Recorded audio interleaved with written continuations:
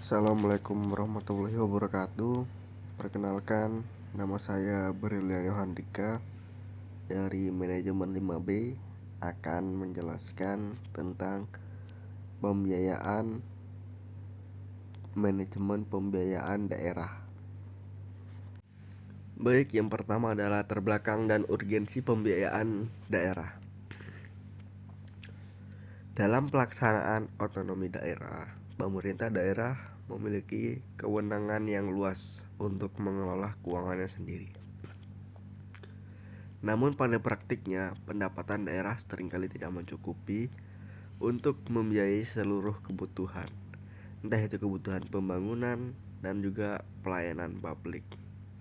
Kondisi ini menyebabkan daerah mengalami defisit anggaran, ketergantungan terhadap pemerintah pusat, keterbatasan dana pembangunan, dan oleh karena itu manajemen pembiayaan daerah menjadi solusi strategis untuk menjaga kesinambungan fiskal dan kelangsungan pembangunan daerah. Selanjutnya adalah pengertian manajemen pembiayaan daerah. Manajemen daerah adalah serangkaian kegiatan perencanaan, penganggaran, dan pelaksana, pengawasan, dan pertanggungjawaban terhadap pembiayaan daerah yang tercantum dalam APBD.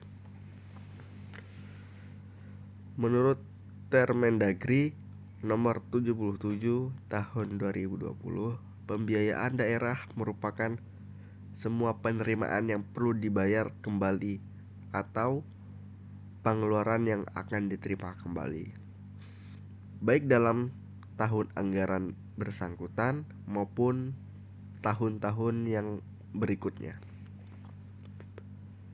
Dengan kata lain, pembiayaan daerah bukan pendapatan, melainkan instrumen penyeimbang anggaran. Baik, selanjutnya adalah tujuan manajemen pembiayaan daerah.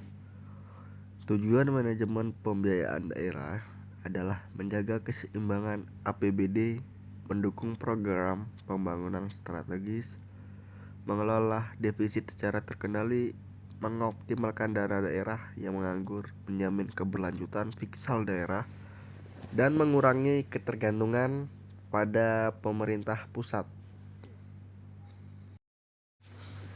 Yang selanjutnya adalah kedudukan pembiayaan dalam APBD. Kedudukannya dalam struktur APBD, pembiayaan itu berada setelah pendapatan daerah, belanja daerah. Pembiayaan digunakan untuk menutupi defisit anggaran, memanfaatkan surplus anggaran, dan juga mengatur arus kas daerah agar lebih terarah.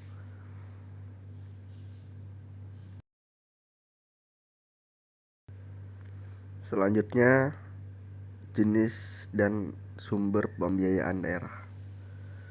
Yang pertama, penerimaan pembiayaan daerah, sisa lebih perhitungan anggaran silpa, merupakan selisih lebih antara realisasi pendapatan dan belanja daerah. Pinjaman daerah, pinjaman yang diperoleh dari pemerintah pusat, lembaga keuangan, dan juga pihak ketiga. Penerima kembali pemberian pinjaman, pengembalian pinjaman yang sebelum diberikan daerah. Hasil penjualan aset daerah yang dipisah, misalnya penjualan saham BUMD. Selanjutnya, pengeluaran pembiayaan daerah, pembayaran pokok utang, penyertaan modal daerah bertujuan meningkatkan kinerja BUMD. Pemberian pinjaman daerah, semua aktivitas pembiayaan wajib direncanakan dan dicatat dalam APBD.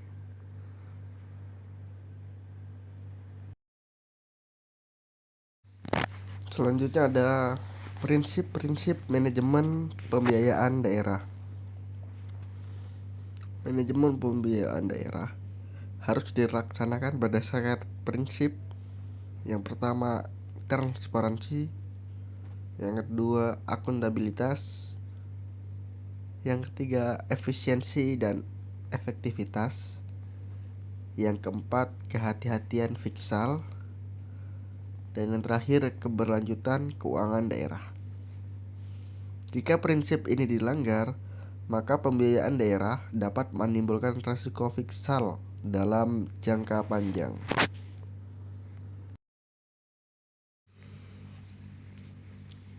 Selanjutnya ada risiko dalam pembiayaan daerah. Beberapa risiko yang mungkin muncul. Yang pertama, risiko utang berlebih, risiko gagal bayar, risiko ketergantungan pembiayaan terhadap pusat, risiko penyalahgunaan dana, risiko rendahnya return pernyataan modal. Oleh karena itu, diperlukan pengawasan yang ketat dan manajemen risiko yang baik untuk menghindari risiko-risiko di atas.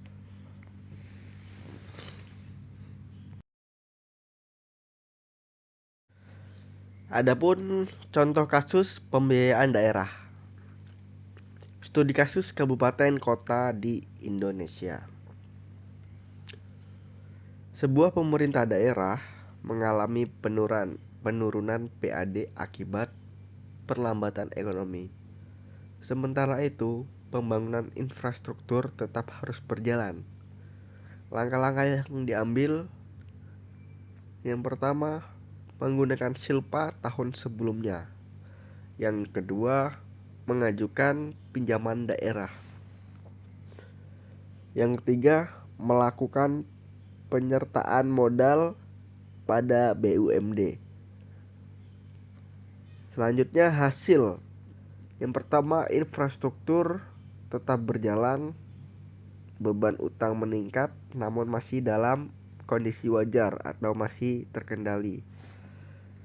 Yang ketiga, diperlukan pengawasan jangka panjang untuk meminimalisir risiko yang akan terjadi.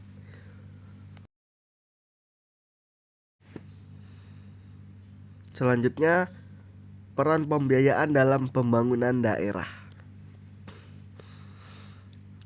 Manajemen pembiayaan daerah berperan dalam pembangunan infrastruktur, peningkatan pelayanan publik, penciptaan lapangan kerja, pertumbuhan ekonomi daerah.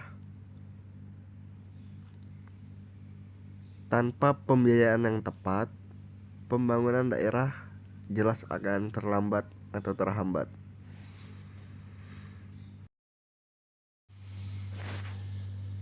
Baik, yang terakhir adalah kesimpulan.